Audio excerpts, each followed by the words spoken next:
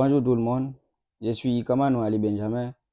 Bienvenue dans cette nouvelle vidéo de cette formation du logiciel Excel, toujours dans la fonctionnalité du calcul numérique. Après avoir cité dans les vidéos précédentes l'utilisation des fonctions mathématiques, nous travaillerons de même sur les fonctions mathématiques, en particulier comment utiliser les fonctions arrondies, arrondi inférieur et arrondi supérieur. Généralement, dans certaines situations, vous n'avez pas besoin d'une réponse exacte. L'arrondi est une compétence utile à utiliser. Arrondir un nombre, c'est éliminer les chiffres les moins significatifs, ce qui les rend plus simples et reste proche de la valeur d'origine. Ou bien, l'arrondi nous permet tout simplement d'obtenir un nombre approximatif avec un niveau de précision souhaité. Pour bien comprendre, on va utiliser les deux tableaux suivants afin de tester la fonction arrondi, l'arrondi inférieur et l'arrondi supérieur. Commençons tout d'abord par la fonction arrondi.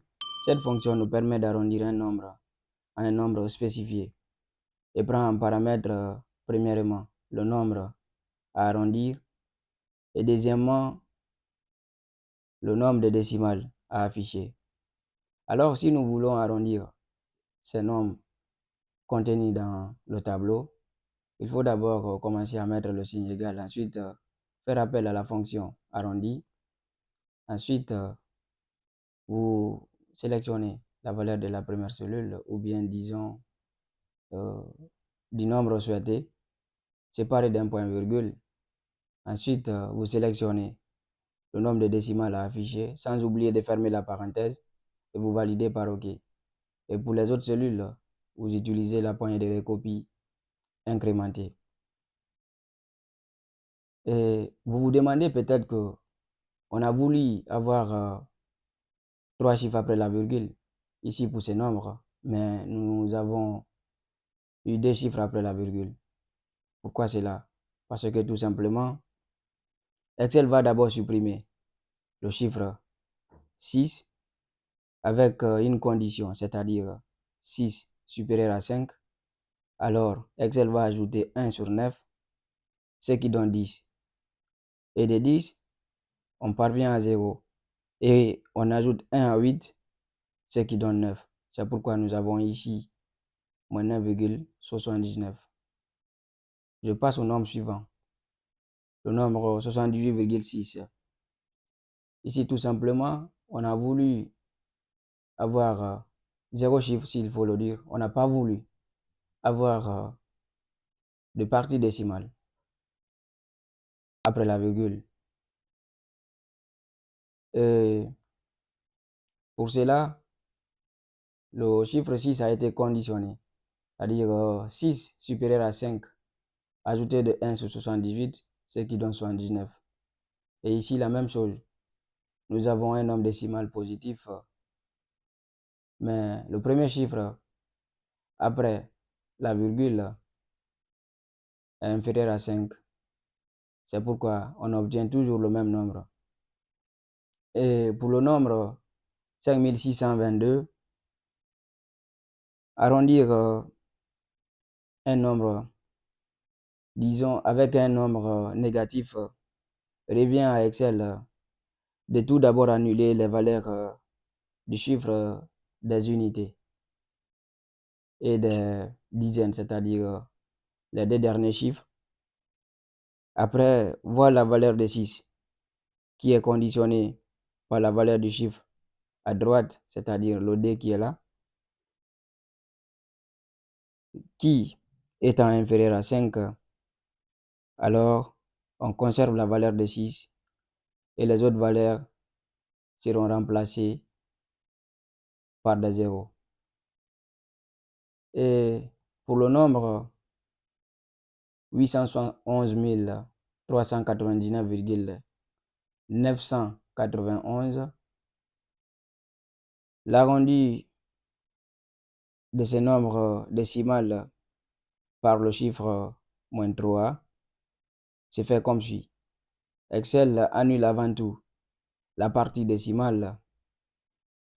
Dans ce cas, on a utilisé moins 3, ce qui veut dire que les 3 derniers chiffres, à savoir le chiffre des unités, le chiffre des dizaines et le chiffre des centaines vont être annulés, c'est-à-dire les remplacer par 0. Et pour le nombre suivant, le nombre 125,11 985, ici, on a utilisé un nombre décimal positif. Alors, on doit avoir la partie décimale dans le résultat. 5 chiffres. Alors, le sixième va être annulé, conditionné par la valeur de 5. C'est-à-dire, une fois qu'on a un nombre supérieur ou égal à 5, il faut ajouter une unité. Et pour le dernier nombre, 82,269, ici, on a utilisé un nombre négatif pour arrondir qui est moins 1. Alors, la partie décimale va être annulée. Excel va uniquement conserver la partie entière et annuler le D et conditionner la valeur de D qui est inférieure à 5. Alors, on aura 0. Maintenant, je vais tester les deux dernières fonctions, c'est-à-dire l'arrondi inférieur et l'arrondi supérieur. La fonction arrondi inférieur est une fonction qui permet d'arrondir un nombre à l'inférieur et l'arrondi supérieur est une fonction qui permet d'arrondir un nombre au supérieur. L'utilisation de ces deux fonctions a la même logique. Tout d'abord, commencez à mettre le signe égal. Ensuite, vous faites appel à la fonction arrondi inf. Vous sélectionnez la cellule du nombre à arrondir. Ensuite, séparé d'un point-virgule. En plus, la cellule du nombre à afficher. Fermez la parenthèse, vous validez par OK. Et la même chose pour l'arrondi supérieur. Faites toujours appel à la fonction. Ensuite, sélectionnez la cellule du nombre à arrondir, séparé d'un point-virgule. Ensuite, vous faites la deuxième sélection, c'est-à-dire sélectionnez la deuxième cellule du nombre à afficher, fermez la parenthèse, validez par OK. Pour vous expliquer un peu, lorsqu'on décide d'avoir un seul chiffre après la virgule, et là, les autres chiffres décimaux seront supprimés. Et pour l'arrondi inférieur, quelles que soient les valeurs qui suivent ou bien la valeur qui suit, le nombre reste toujours le même.